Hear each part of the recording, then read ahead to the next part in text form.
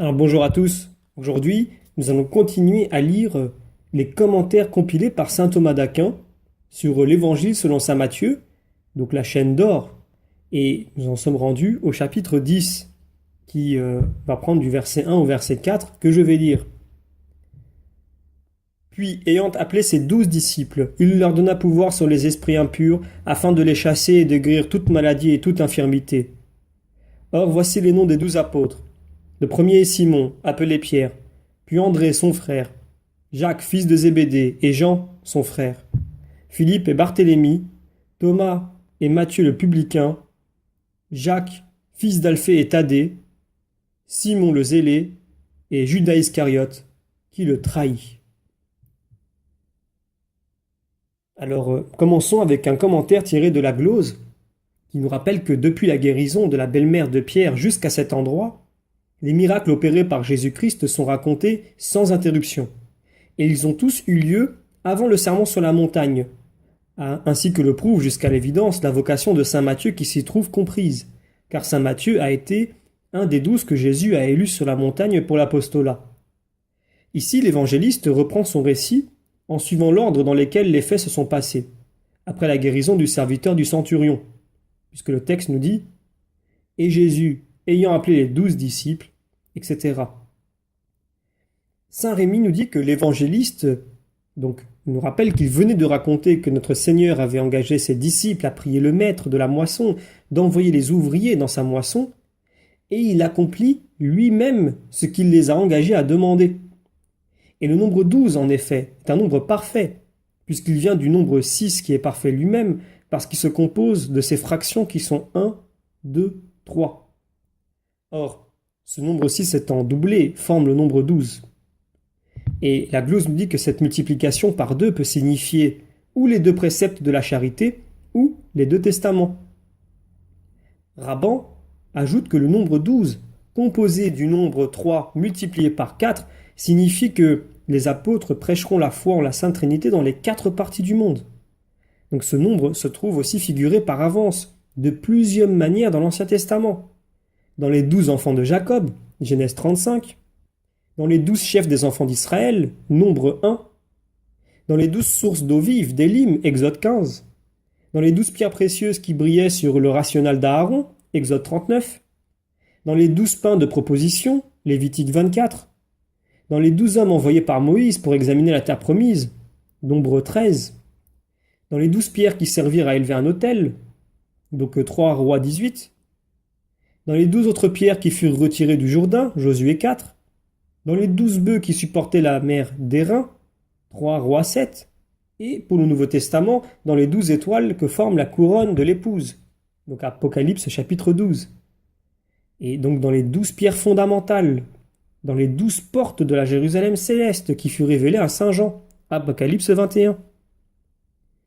Alors, Saint Jean Chrysostome, lui, nous attire l'attention sur un autre détail. Il nous dit que ce n'est pas seulement en leur représentant le ministère comme une moisson, prête à recueillir, que le Sauveur inspire à ses apôtres une vive confiance, mais encore en leur donnant d'exercer ce ministère avec puissance, puisque nous lisons « Et il leur donna puissance sur les esprits impurs pour les chasser et pour guérir toutes les langueurs et toutes les infirmités. » Et donc nous avons ici, nous dit saint Rémy, une preuve évidente que l'accablement de cette multitude ne venait pas d'une seule cause, mais que leur infirmité était nombreuse et variée. Et c'est en donnant à ses disciples le pouvoir de les traiter et de les guérir que Jésus prend pitié d'elles. Pourquoi ? Eh bien saint Jérôme nous dit « Car le Seigneur est plein de bonté et de clémence. C'est un maître qui n'est pas jaloux de la puissance de ses serviteurs et de ses disciples. Aussi leur donne-t-il libéralement le même pouvoir qu'il avait exercé de guérir toutes les langueurs et toutes les infirmités. Mais il y a une grande différence entre posséder et accorder aux autres ce qu'on possède soi-même, donc entre donner et recevoir. Tout ce que fait Jésus-Christ, c'est avec un pouvoir souverain, tandis que les apôtres, dans toutes leurs œuvres, sont forcés de confesser leur propre faiblesse et la puissance du Seigneur, comme lorsqu'ils disent « Au nom de Jésus, levez-vous et marchez », notamment Actes chapitre 3, verset 6. L'évangéliste nous donne ici le nombre des apôtres pour en exclure comme faux apôtres ceux qui n'y sont pas compris. C'est pour cela qu'il ajoute « Or, voici les noms des 12 apôtres. Le premier, Simon qui s'appelle Pierre et André son frère, etc. Il n'appartenait qu'à celui qui pénètre le secret des cœurs d'assigner à chacun des apôtres la place qu'il méritait. Le premier nommé, c'est Simon. Et Jésus lui donne le surnom de Pierre pour le distinguer d'un autre Simon, le Cananéen, du bourg de Cana, où Jésus changea l'eau en vin. Raban, lui, va de nouveau s'attarder sur un détail qui concerne notamment le nom de Pierre. Donc il dit qu'en latin, ce nom Pétrus correspond au nom syriaque Céphas. Dans chacune de ces trois langues, ce nom est dérivé du mot pierre. Or, il y a hors de doute que cette pierre est celle dont saint Paul a dit « La pierre était le Christ ».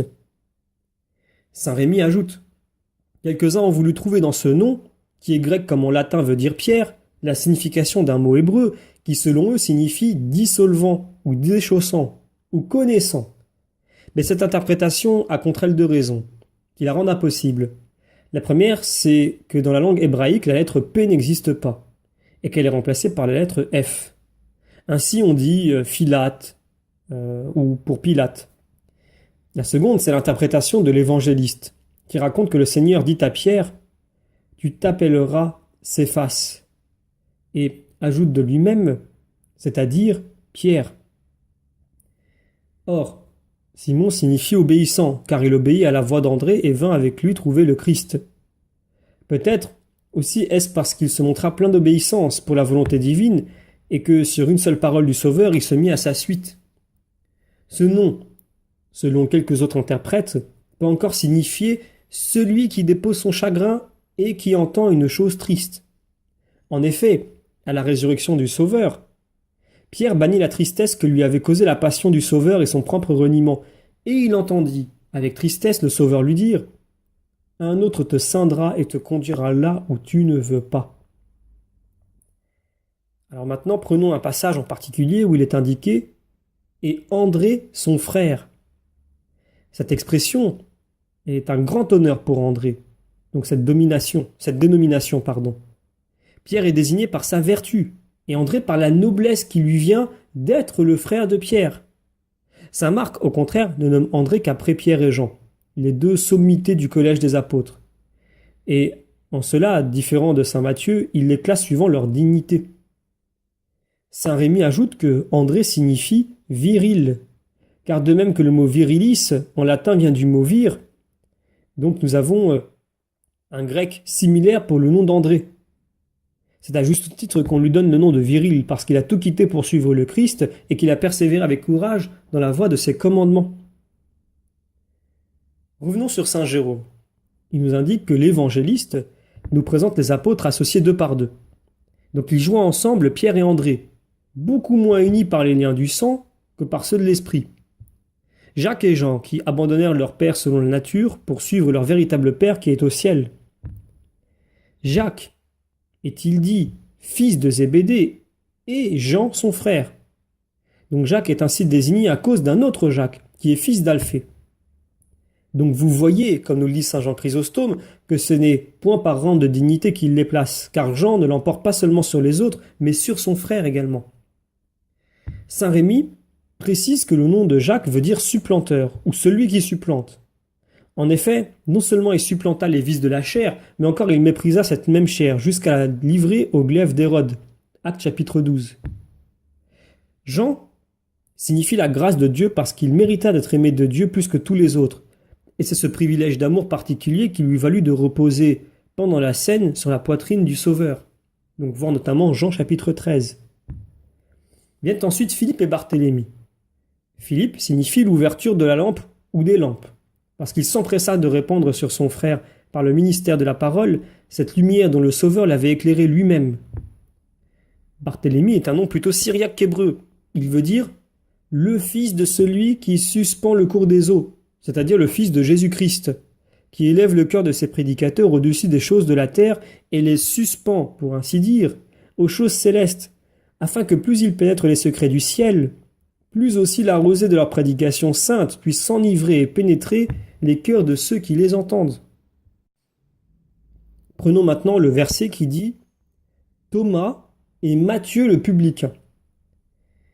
Alors Saint Jérôme nous dit que les autres évangélistes, en réunissant les deux noms, mettent d'abord celui de Matthieu et ensuite celui de Thomas, et ils suppriment cette épithète de publicain pour éviter l'apparence même de l'outrage à l'égard de Saint Matthieu, en rappelant son ancienne profession.